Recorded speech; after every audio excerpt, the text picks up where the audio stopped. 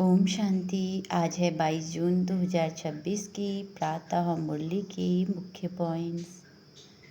मीठे बच्चे, तुम्हें खुशी का पारा चढ़ना चाहिए कि बेहद का बाप आकर हमको बेहद का राज्य भाग्य देते हैं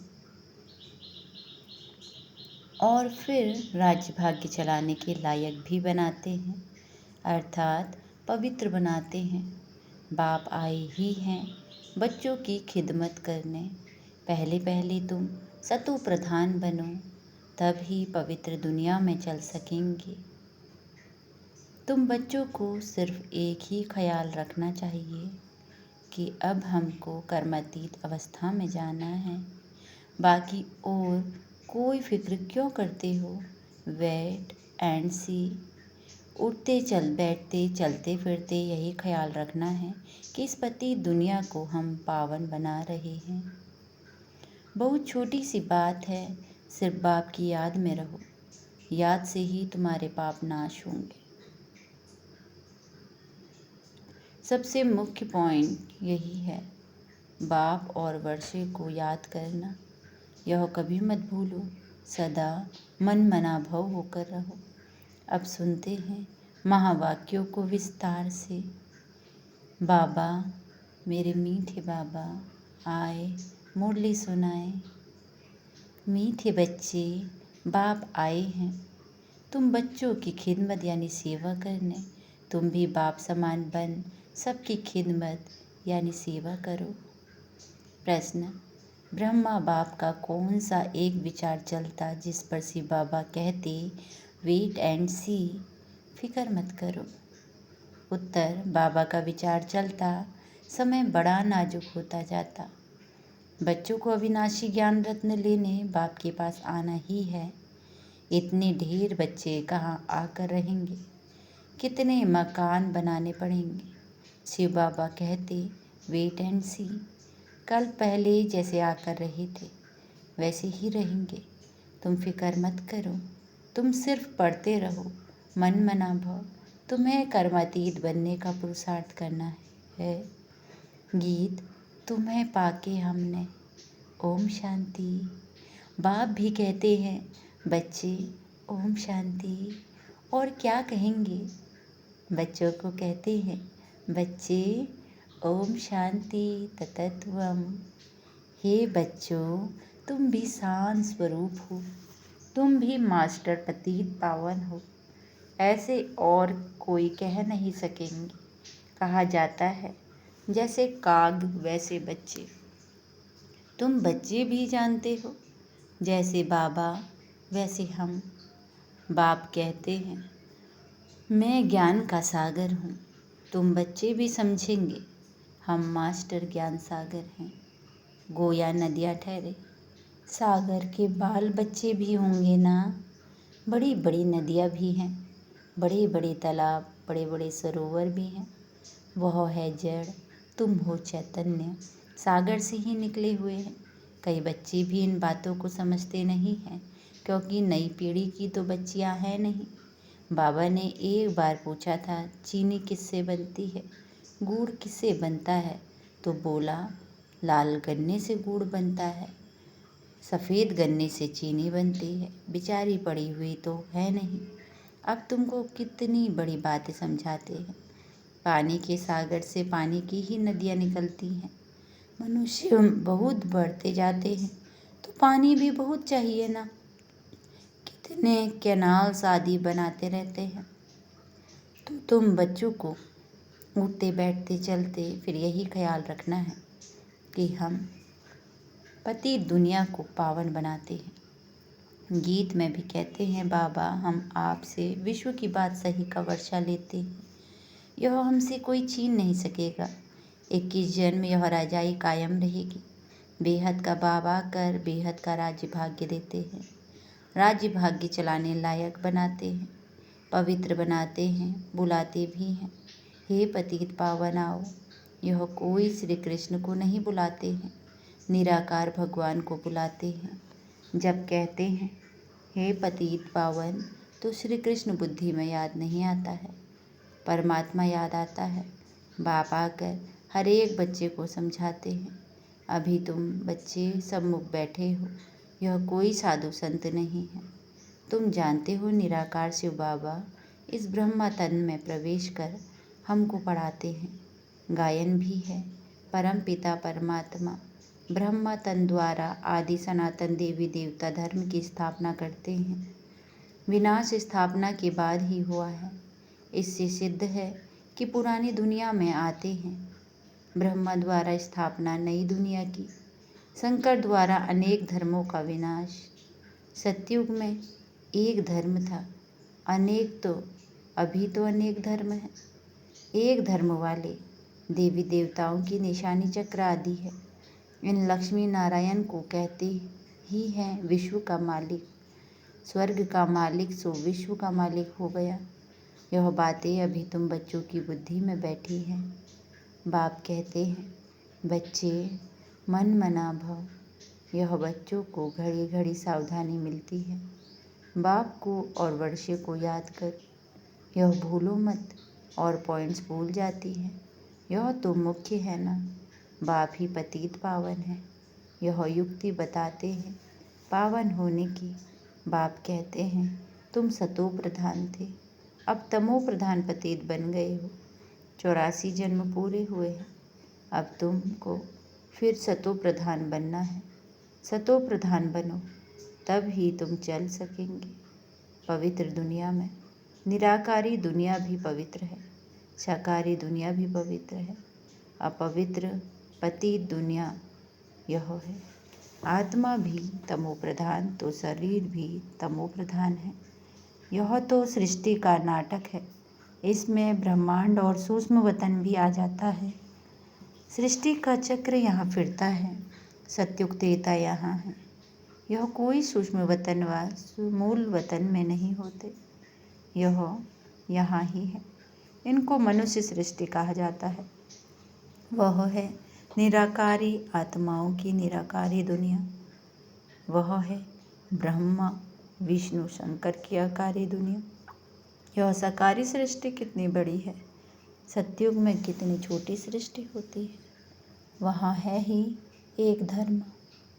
बाकी मनुष्य जो कहते हैं कि वहाँ भी दैत्य आते थे, यह सब है झूठ। तुम जानते हो कि नई दुनिया की स्थापना पुरानी दुनिया का विनाश गाया हुआ है। सबका विनाश होगा और सतयुग हेवन का स्थापना होगी। तुम भी बाप के साथ खिदमत कर रहे हो। बाप भी आते ही हैं बच्चों की खिदमत करने। यह है बेहद का बाप।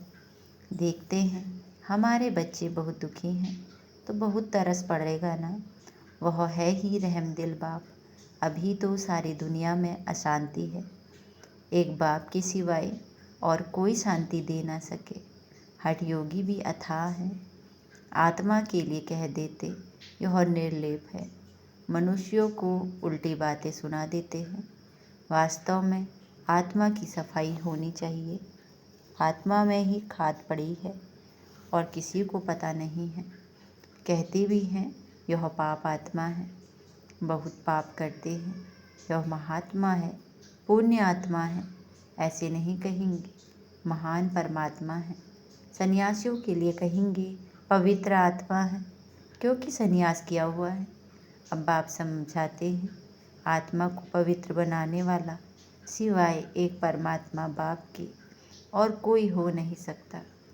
पतित दुनिया में पावन आत्मा कोई हो न सके। अभी सैंपलिंग लगता है, धीरे धीरे वृद्धि होती जाएगी। यह तो छोटे मोटे मठ पंथ आदि टालियाँ हैं, उसमें कोई मेहनत थोड़ी ही लगती है। अनेक प्रकार के मंत्र देते हैं, किस्म किस्म के मंत्र देते हैं। यह भी वशीकरण मंत्र है, जिससे तुम 5 विकारों पर जीत पाते हो। राम राम का मंत्र जपते हैं, इससे फ़ायदा तो कुछ भी नहीं है। यहाँ तो बाप कहते हैं मुझे याद करो तो तुम्हारे पाप नाश हो जाएंगे, तुम पवित्र आत्मा बन जाएंगे। याद को ही योग कहते हैं। भारत का प्राचीन योग बहुत मशहूर है। इस योग से ही तुम विश्व पर जीत पाते हो। भारत का योग बहुत नामी ग्रामी है। यह बाप के सिवाय और कोई सिखा ना सके। तुम हो ब्रह्मा कुमार कुमारियाँ, बीके तो यहाँ ही होंगे ना। प्रजापिता ब्रह्मा के बच्चे तो जरूर ब्रह्मा के साथ ही होंगे। ब्राह्मण कुल भी जरूर चाहिए। इसको कहा जाता है सर्वोत्तम, ऊंचे ते ऊंचा ब्राह्मण कुल। अभी तुम ब्राह्मण हो, फिर उथल खाएंगे, बाजोली खेलते हैं ना। शूद्र से ब्राह्मण बने हो, फिर देवता क्षत्रिय। तो अब बाप समझाते हैं, मीठे मीठे बच्चों, बहुत थोड़ी बात है, बाप की याद में रहो, यह भी तो बुद्धि में है। बाबा हमको 84 जन्मों का राज बता रहे हैं। 84 लाख अथवा 84 जन्मों का हिसाब तो चाहिए ना। कोई को पता नहीं, 84 लाख का तो हिसाब कोई बता ना सके। मनुष्य 84 जन्मों का चक्र लगाते हैं। आत्माएं ऊपर से आती हैं पाठ बजाने के लिए। सतयुग से लेकर कलयुग अंत तक आती ही रहती हैं। हर एक अपना अपना पाठ बजाते रहते हैं। इन बातों को मनुष्य मात्र नहीं जानते, एक बाप की ही जान सकते हैं, एक बाप को ही जान सकते हैं। मनुष्य को कभी परम पिता परमात्मा गॉड फादर नहीं कहा जाता। गॉड फादर फिर निराकार शिव तरफ बुद्धि जाती है। जीव आत्मा का बाप तो होगा ना। आत्मा एक शरीर छोड़ दूसरा लेती है। निराकार बाप का नाम शिव है। तुम्हारा भी एक ही नाम है आत्मा। फिर शरीर में भिन्न भिन्न नाम पढ़ते हैं। परमपिता परमात्मा भी शरीर में आकर ज्ञान सुनाते हैं। शरीर बिगड़ थोड़े ही सुनाएंगे। तो बाप समझाते हैं कि इनका तो अपना नाम है, मेरा शरीर का कोई नाम नहीं है।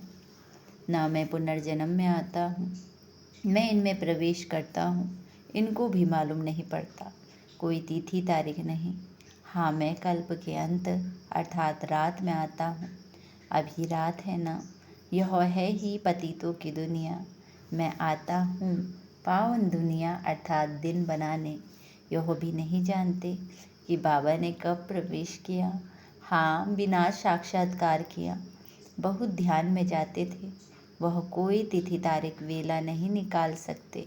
श्री कृष्ण को भी पूछते हैं, उनका रात्रि को जन्म दिखाते हैं, किस समय कितने मिनट आदि सारा निकालते हैं। बाप कहते हैं, मैं तो हूँ ही निराकार। जैसे और मनुष्य जन्म लेते हैं वैसे मेरा जन्म थोड़े ही होता है। मेरा तो दिव्य अलौकिक जन्म है। मैं इनमें प्रवेश करता हूँ फिर चला जाता हूँ। बैल पर सारा दिन सवारी थोड़े ही करते हैं। मुझे जिस समय बच्चे याद करते हैं मैं हाजिर हूँ। बाप आकर बच्चों से मिलते हैं, गुड मॉर्निंग करते हैं। जैसे मनुष्य एक दो में मिलते हैं, राम राम व नमस्ते कहते हैं। यह तो रूहानी बेहद का बाप समझाते हैं। मैं तुम बच्चों का बाप हूँ, तो शिव बाबा की संतान तुम सब आत्माएं भाई भाई हो। यह खुशी का पारा चढ़ना चाहिए। बेहद का बाप आया हुआ है, हमको बेहद का वर्षा दे रहा है। बच्चों को देख बाप को भी खुशी होती है। ढेर बच्चे हैं, बच्चे जानते हैं हमको बाबा स्वर्ग का मालिक बना रहे हैं। राजाई देते हैं, प्रजा भी तो कहेगी हमारा राज्य है। जैसे भारतवासी कहते हैं यह हमारा भारत देश है। राजा प्रजा दोनों कहते हैं हमारा देश है। तुम बच्चे नरकवासी हो, फिर स्वर्गवासी बनेंगे। बाप को और वर्षे को याद करना है और कोई तकलीफ बाबा नहीं देते हैं। रहना भी है गृहस्थ व्यवहार में। यहाँ आकर थोड़े ही रहना है। सब यहाँ भाग कर आए तो इतने सबको बाबा कहाँ रख सकते हैं। इतने सब ढेर बच्चे एक ही बार कैसे इकट्ठे हो सकते हैं। सब सेंटर्स के बच्चे एक ही बार इकट्ठे कैसे सकते हैं। कहाँ ठहर सकेंगे, मुश्किल है ना। दिन प्रतिदिन बच्चे वृद्धि को पाते रहते हैं। इसकी भी कुछ युक्ति रचनी पड़े। यह सब आसपास वाले मकान लेने पड़ेंगे। मकान वालों से पूछेंगे कितना मांगते हैं। समय पर तो लेना पड़ेगा ना, पैसे की तो कोई बात नहीं। समय बड़ा नाजुक होता है। बाप और बच्चे दोनों अविनाशी हैं। अविनाशी खजाना बच्चों को देते हैं। बहुत ढेर बच्चों को आना होगा। बाबा विचार करते हैं, इतने ढेर कहाँ आकर रहेंगे। बाबा कहते हैं, तुम फिक्र क्यों करते हो, वेट एंड सी। तुम पढ़ते रहो, मन मना भव। तुम बच्चों को यह ख्याल में रखना है कि अभी हमको कर्मातीत अवस्था में जाना है, सतो प्रधान बनना है, याद से ही पावन बनेंगे। बाबा बात तो बहुत सहज समझाते हैं, अति सहज है, सिर्फ बाबा को याद रखना है। देखो, गाय के बच्चे को जब माँ याद आती है तो चिल्लाता है ना, वह तो है जानवर। तुम बच्चों ने भी रड़ियाँ मारी ना, आगे चल बहुत चिल्लाएंगे, बहुत याद करेंगे। तुम बच्चे तो अब जानते हो कि बाबा आया हुआ है, विनाश तो होना ही है, नेचुरल कैलेमिटीज़ आनी ही है। सब आपस में लड़ते झगड़ते रहते हैं। कितना खर्चा कर बॉम्ब्स आदि बनाते हैं, बहुत पैसा जाता है, खर्चा तो होता है ना। इतना खर्चा कहाँ से लाए। डरते भी हैं मौत से, फिर भी बॉम्ब्स बनाना तो बंद नहीं करते। बॉम्ब्स की लड़ाई चलेगी। अभी बनाते ही ऐसे हैं जो बम गिरे और मनुष्य मर जाए। चीज़ बनाने में पहले टाइम लगता है, फिर तो मिनट मोटर। जल्दी जल्दी बनाते जाते हैं। बॉम्ब्स भी कोई थोड़े बनेंगे क्या। तुम बच्चे जानते हो, इस पुरानी सृष्टि का विनाश होना है। अब बेहद के बाप से वर्षा लेना है। गीता है। तुम भारतवासियों का देवी देवता धर्म का शास्त्र, बाकी तो छोटे छोटे हैं, उनका कोई गायन नहीं। ब्राह्मण धर्म है सबसे ऊंच। ब्राह्मणों का काम है कथा सुनाना। तुम कह सकते हो, हम ब्रह्मा कुमार कुमारियाँ हैं, ब्रह्मा के बच्चे, हमको डाडे का वर्षा मिल रहा है। अच्छा, मीठे मीठे से किलते बच्चों प्रति माता पिता बाप दादा का याद प्यार और गुड मॉर्निंग। रूहानी बाप की रूहानी बच्चों को नमस्ते। नमस्ते बाबा नमस्ते, सदा रहो हंसते, सदा रहो हंसाते। वाह बाबा वाह, वाह ड्रामा वाह, वाह हमारा श्रेष्ठ भाग्य, वाह हम धन्य धन्य हो गए, हम प्रभु को पा गए। शुक्रिया बाबा शुक्रिया। धारणा के लिए मुख्य सार पहला, ड्रामा के हर राज को जानते हुए किसी भी बात की फिक्र नहीं करनी है। पढ़ाई पढ़ते रहना है, मन मना भव होकर कर्मातीत बनने का ख्याल रखना है। स्वयं को सतो प्रधान बनाना है। दूसरा, हम आत्माएं शिव बाबा की संतान, आपस में भाई भाई हैं, शिव बाबा से वर्षा ले रहे हैं, इस खुशी में रहना है। आज की मुरली का वरदान है, अंतर स्वरूप में स्थित रहे, अपने व बाप के गुप्त रूप को प्रत्यक्ष करने वाले सच्चे स्नेही भव। अंतर स्वरूप में स्थित रहे, अपने व बाप के गुप्त रूप को प्रत्यक्ष करने वाले सच्चे स्नेही भव। विस्तार, जो बच्चे सदा अंतर की स्थिति में अथवा अंतर स्वरूप में स्थित रहे अंतर्मुखी रहते हैं, वह कभी किसी बात में लिप्त नहीं हो सकते। पुरानी दुनिया, संबंध, संपत्ति, पदार्थ जो अल्पकाल और दिखावा मात्र है, उनसे धोखा नहीं खा सकते। अंतर स्वरूप की स्थिति में रहने से स्वयं का शक्ति स्वरूप जो गुप्त है वह प्रत्यक्ष हो जाता है, और इसी स्वरूप से बाप की प्रत्यक्षता होती है। तो ऐसे श्रेष्ठ कर्तव्य करने वाले ही सच्चे स्नेही है। आज की मुरली का स्लोगन है, निश्चय और जन्म सिद्ध अधिकार की शान में रहो तो परेशान नहीं होंगे। अव्यक्ति सारे, सदा हर्षित रहने के लिए अपनी नेचर को सरल और सहनशील बनाओ। विस्तार, स्वच्छता भी सरलता की निशानी है। जितनी सरलता उतनी अस्वच्छता होगी, इसीलिए सभी को अपनी तरफ आकर्षित करेंगे। सच्चाई और सफाई भी तभी होगी जब अपने स्वभाव को सरल बनाएंगे। सरल स्वभाव वाला बहुरूपी भी बन सकता है। ऐसे सरल स्वभावी सदा हर्षित रहते और सर्व को आकर्षित करते हैं। अच्छा, ओम शांति।